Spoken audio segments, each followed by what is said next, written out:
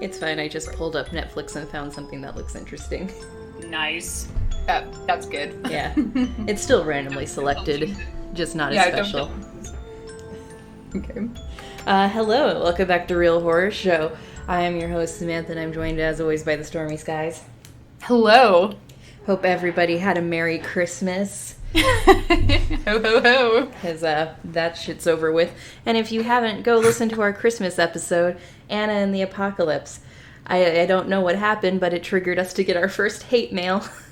Oh my god. Did that really happen because of that? I mean, I don't know. That just person was a grouchy grump. They were a Grinch, and Grouchy Grinch, yeah. I will admit, a lot of podcasts this year did Anna and the Apocalypse for their Christmas special. Oh. Which is fine. Like, we planned this shit out, I mean, kind of last minute for us, but we don't do it with other podcasts in mind, because we're the only podcast. Yeah, also there's a limited amount of, like, Christmas horror to choose from, so it's bound to happen. But, it's all good. Yeah. He also left us a 1-star review. Are you serious? Yeah, just the rating, though, not a... Not a comment? Not a comment, so... God damn it. You know what, if, you leave us a 5-star review this month, I will donate $5 to a charity. Yes, a charity. There is actually a charity we should support. Okay. The tribe in Twilight, the real life tribe, the Quileutes. They are currently raising money to move their tribe to a safer area because where they're currently located does get affected by natural disasters, and they want to safely relocate basically their entire history to a safer space before anything serious happens and wipes them off the mat. I don't have that pulled up in front of me, but that's just a general idea, so... honestly, we probably should have been pushing that while we were doing Midnight Sun, but I wasn't fully aware of it until some booktubers brought it to my attention. Oh, nice. So I'm gonna rectify that now. Nice. Excellent. Rectification. So if you leave us a 5-star review, I will donate $5, one for each star. Yes. Excellent. If Sam does that, I will PayPal her $5 so she can give my $5 to that too. Yeah. It'll be. I'll match it. Is what I'm trying to say. I'll match your $5, Sam. Ooh. Another $5. But we're not just here to talk about how we're fixing our Apple Podcast score. We're also here to pick the movie we're going to watch, the first movie of the new year. Oh boy, that's exciting. And as always, that movie's going to be on Netflix, and this week we are going to be watching U-Turn. U-Turn! Which is a new 2020 horror movie from the Philippines. Oh, interesting. U-Turn. A young reporter's investigation into a string of grisly suicides takes a dangerous detour when she follows the clues to a cursed stretch of road. Oh, interesting. Well, that sounds really exciting, and I love international horror films, or international anything at this point, because they're freaking rule. Oh, yeah. And I'm excited about this one because I think... the road this movie's talking about is based on a real road in the Philippines. So after I watch it, I'll have to research to make sure I'm right about that. Yeah, we'll look into the real horror of the movie. Absolutely. Because that sounds awesome. Heck yeah. Not too long ago, I did watch a YouTuber who was discussing the 5 scariest roads in the world. And I'm pretty sure one of them was in the Philippines. There's a scary road here in Pennsylvania. Ooh, which one is it? Called 13 Bends. I don't know if you've heard of that. 13 It's like Bends. an urban legend thing. I think I might have, but refresh my memory. 13 Bends is like a scary road urban legend. I've never been on it myself, and I don't know the extent of like what supernatural happenings occur there, but the general like gist is like car trouble, creepy, silhouettes, dark figures, stuff like that. Let's see, it has 3.5 stars on trytoscare.me. Wow. Just outside the average. Just on the outskirts of Pittsburgh lies Campbell Run Road, which commonly goes by the name 13 Bends. It's an unpaved dead-end road that contains, you guessed it, 13 bends along it. There are 3 main legends associated with the long stretch of road: the orphanage, the school, and the mine shaft. Apparently, the mine shaft sounds interesting and more feasible given Appalachia. Definitely. Somewhere along the road, deeper in the woods, was said to exist a mine shaft used to obtain minerals, as Pittsburgh was and is a large industrial city. In the early 1900s, a cave-in at the mine led to the death of 3 miners. The mine was closed and never reopened. There is a trail along the road leading to the abandoned mine. Those that travel the trail during the day will run into the 3 miners, who upon sight will disappear. During the day ghosts, that's so spooky. Really spooky. How come I only got 3 stars? It's terrifying. Like, shit, what happens at night? I don't know, but you should never go hiking at night. That's how you twist an ankle. I would know. Yeah.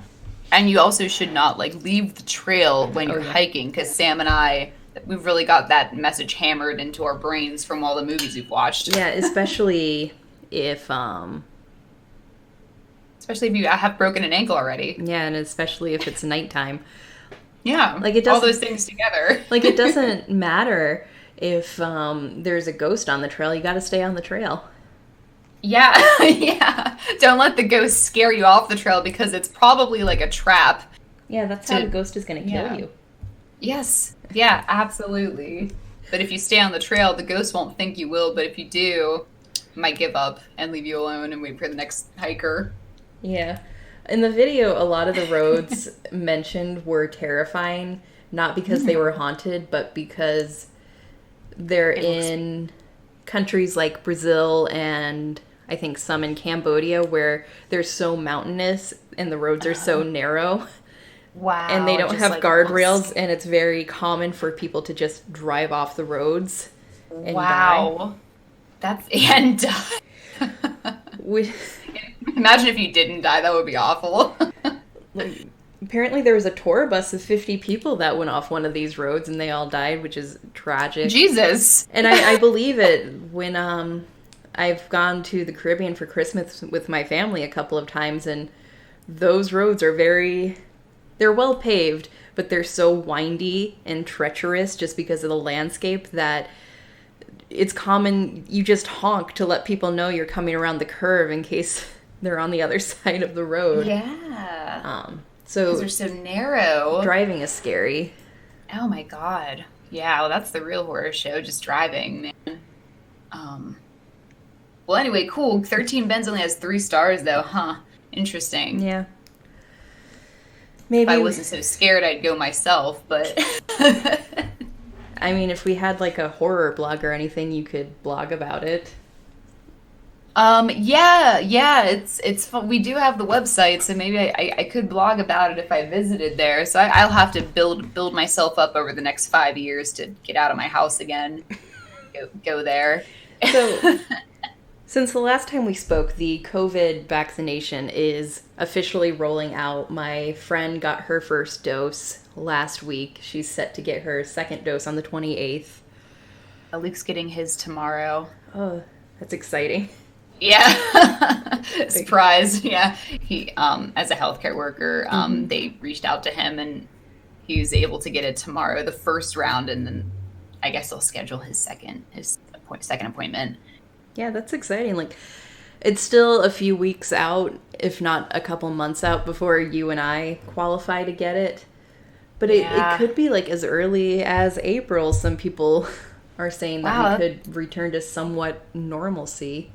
Wow, that's awesome. Yeah, in April, that's when like my semester will end, which is good because if they want us to get it in April, then I might be able to go back to teaching face-to-face in this fall, depending on the state of things. So, cool.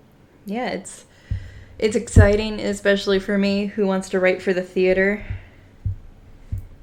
Oh, yeah, absolutely. Like, to actually get that option back is going to be wonderful.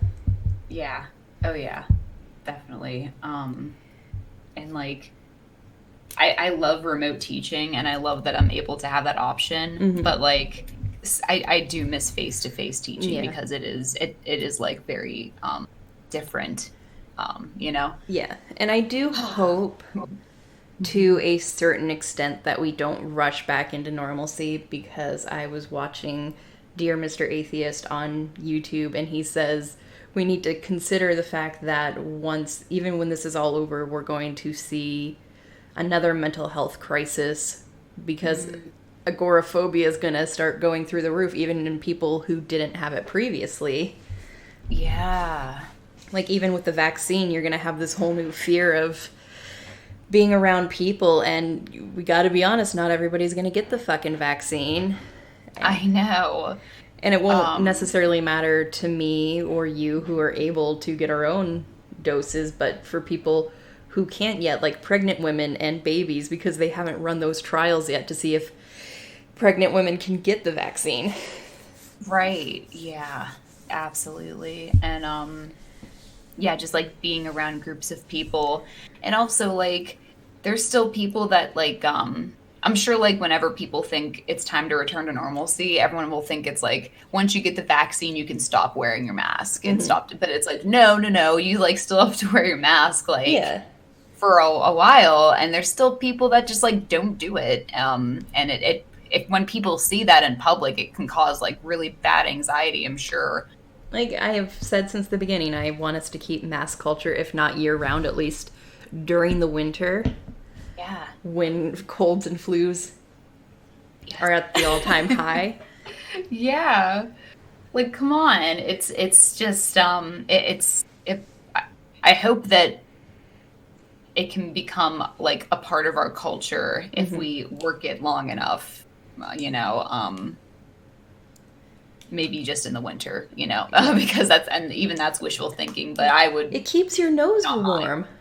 Yeah. And it keeps you and other people safe. I mean, like, even if you just have a cold, it's just like a sign of respect, you know? So yeah. I don't just deal with it. I think this happened before we recorded our last episode, but I didn't talk about it on the podcast. I mentioned it on Twitter about how I kind of accidentally cyberbullied one of our school board members. Tell me all about that. So I did it for my teacher friend because she didn't want to say anything because she's a teacher. It could have serious repercussions if she called out a school board member. But the school board member in question was wearing one of those lace face masks, which we've all seen. They're just a lace face covering, probably with mesh in between. So there's technically a filter, but not really, because mesh isn't sturdy. You can still breathe through it. I could still see her fucking lips. So for my teacher friend, I posted the image from the meeting on social media and just said, hey, this is the face mask one of our school board members is wearing, who's saying we should go back to send students back at 100% capacity. Cool. And I will admit the comment thread kind of got a little out of hand, to the point that I chose to delete it because the name calling just got ridiculous. That being said, she is still a public servant elected to a public office and is not above criticism. That doesn't mean people should be calling her a cunt on Facebook, though. Oh, shit. When her children and future grandchildren can see it. But we just have a major issue with her because at the following school board meeting, where she was wearing a proper face mask, because apparently my Facebook posts almost got her husband into a fist fight, and which is all what David told me, because she actually owns the hair salon he gets his hair cut at. Oh, wow. Okay. So he heard her ranting about the Facebook post, which means I can never go with him to get his hair cut ever again. Dude, did she know him? No, she didn't know. So it was like a spy. It was like a secret spy. So he overheard that her husband almost got into a fist fight over it, apparently. Oh my goodness. Which that sounds like his problem, not mine. Right. Yeah. And she wears proper PPE when she's working in the salon, and she said that she took off her normal face mask to put on that face mask. And I'm like, that's definitely making a political statement. In fact, I probably would have been less offended had you just not worn a mask. Yeah. But the fact that you're just half-assing it pissed me off more. Absolutely, yeah. Well, I'm glad that, like, she wore a real mask after that happened. And she shouldn't be on the school board, and I hope she gets replaced in the upcoming, like, town elections, whenever the next ones are. Because we had, like, 3 different board members say, well, we went to visit schools and spoke to the teachers, spoke with the students. They're doing their best and they're not ready to go back to full capacity. And she was like, well, I haven't visited any schools, but I've been hearing through the grapevine that teachers want to go back. Oh, God. Even though they had just spent 2 hours listening to teachers and students speak to them directly about how they cannot go back to full capacity. Right. I don't understand how, like, some people can get elected to the school board but really have no background in education. Well, I don't know if it's the thing everywhere, but here in Virginia, teachers cannot serve on the school board. And that sounds about right, maybe. Which is just, it's so dumb. It is dumb because teachers, like, should be the first people to go on the school board, in my opinion. Especially when, because they don't want to reopen to full capacity, they're being labeled as, like, terrible because they're quote-unquote lazy and don't want to do all their work, even though they're doing so much more work this year. Doing twice as much to transition, dude. It's so much easier to teach face-to-face. You have no idea. And that's what they're all saying. They're saying they're giving 110% to teach both the in-class students and the virtual students because here we have it hybrid where I think classrooms are maybe 20% capacity and it's up to the parents whether they want to be in person or virtual. Yeah. Mm-hmm. And so the conclusion was to let D and F students return to class because D's and F's have skyrocketed this year, which is fine. I get it. But at the same time, I've always said this even back when I was a high schooler because in high school I wanted to teach. There are just students who, no matter what, they don't want to learn. Try. And that doesn't mean they're dumb. That just means they care about other things. Like, if just because they're getting an F in English doesn't mean they're sucking at carpentry, which is their passion. Right. They just have different priorities. Yeah. Which I think, like, those... I've said it before, I think science classes and... what are those called? Like, the carpentry, metalwork classes? Oh, like VOTech classes. Yeah, VOTech classes. I think those classes where you have to wear PPE anyway. I see no reason with limited numbers why they can't meet in person. Since they have to wear the PPE already. Right.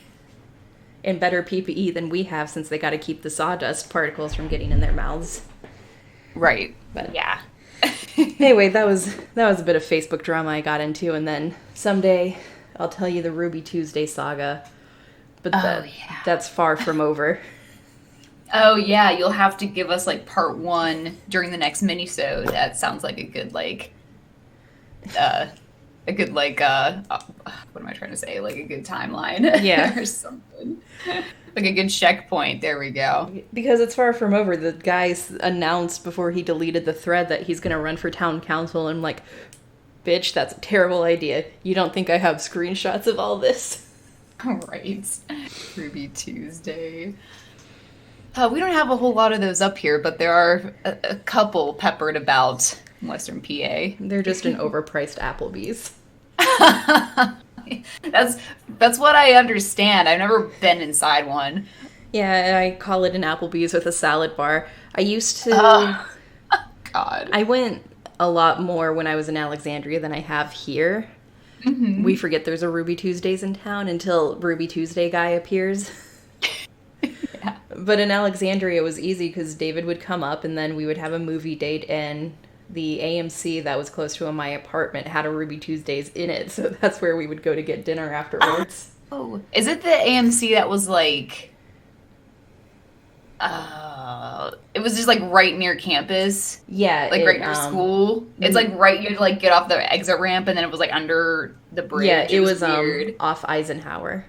Yeah. I used to go there too with Luke. That was so cool because it was so close. Yeah. There's a Ruby Tuesdays in there. Huh. Yeah. And it was cool. I like that theater. I like theaters that have escalators in them. Yeah, it was so nice. All the restaurants around there were like super nice too. Mm-hmm. It was one of those weird parts of Alexandria where it's a nice shopping center, but then you look to your left and it's rural Virginia. Yeah. Isn't that funny? Yeah, it was. Alexandria. It was nice living there for a bit. I won't say I'll never move back. If I get a job up there, I will, but right now I'm happy where I am. Same. I like Regal better than AMC anyway. Yeah, we have... Is there even a movie theater around here? There's one in Cranberry. It's just called Cranberry Cinemas. It's like an independent theater. Which is the closest. Which is who you should be supporting right now. I will admit I broke quarantine over Christmas break, Thanksgiving break, to go see the new Vince Vaughn horror movie Freaky, which was excellent. Oh. Huh, I did not even hear about that at all. I just have been under such a rock. Whenever I go on break, I just like kind of put my phone down and I don't pick it up for like a long time. That was a very good movie. I really want to see Promising Young Woman, but I don't know if I'll risk going to the theater again. Which, speaking of Vince Vaughn's really good. Speaking of quarantine theater, after quarantine, we need to keep the rule that there are 2 seats between each set of peoples. Yeah, seriously, like who's gonna try to? Who's trying to sit next to people? So it wasn't the last movie I saw, because the last movie I saw in theaters was Invisible Man. I went to see The New Ring. No, not the New Grudge. The New Grudge in theaters.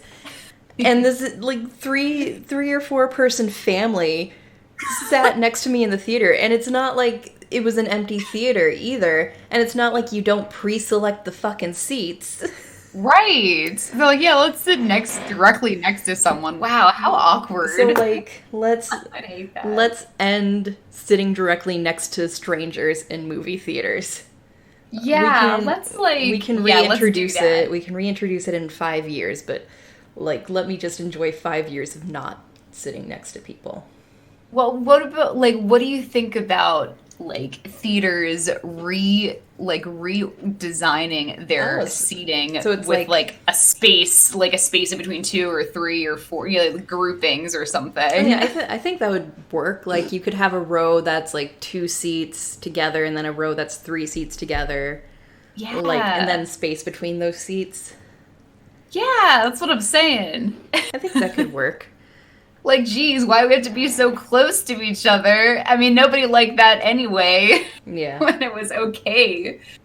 So now it's a good reason to be like, you know what? It's time for reform of the movie theater seating. So instead of packing 1,000 people in the theater, do 2 showings at the same time in 2 different theaters. I don't know. Yeah. Just an idea. I probably could see Promising Young Women because I like to see movies at 10 o'clock on Thursdays. When no one else is in the theater anyway.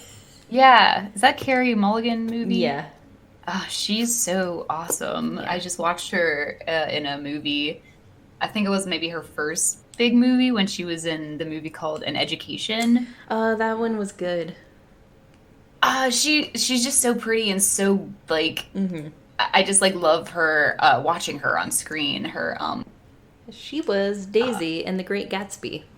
And I loved her in The Great Gatsby. And I don't know I'm pretty sure this was her.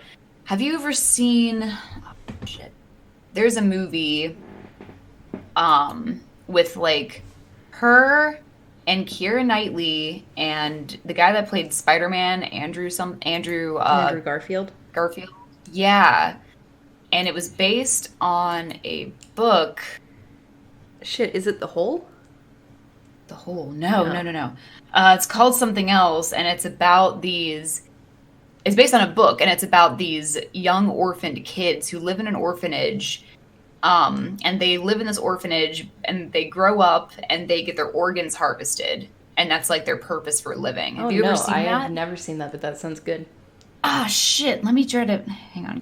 I think it's Carey Mulligan. And in that movie, she's incredible, because she just... I'm not going to describe it, because you'll probably really want to watch it if I find the name. But anyway, I'll find the name. Never Let Me Go. It's called Never Let Me Go. Never Let Me Go. Yes, it's based on a novel, which is very good as well. And I read it in college. And then it prompted me to watch this movie. I wonder if it's streaming. Never Let Me Go. 2010. It's like really a great movie. I bet. But we should wrap it up for now. Yeah, we absolutely should. But yeah, you definitely... Yeah, she's great in that movie. I think it's Carey Mulligan. Yeah, it is. Okay, so yeah, we're gonna be watching U-Turn. Yep, the Filipino horror movie. Awesome. U-Turn. U-Turn. Sweet. I will freaking watch it like next Monday or something and record. I feel like I'm liking the Tuesday recording day. I am too. Nowadays. I think it works. Listeners, we're recording on a Tuesday. We are recording on January 5th for posterity. Yeah, how weird. Yeah. But we will talk to you guys next week after we watch U-Turn. Yes, we're going to watch U-Turn. Sorry that we didn't have too much to discuss. We were just doing a little bit of catch-up, but I hope everybody had a great holiday and is having a happy new year, you guys. Here's to 2020. It can't get worse.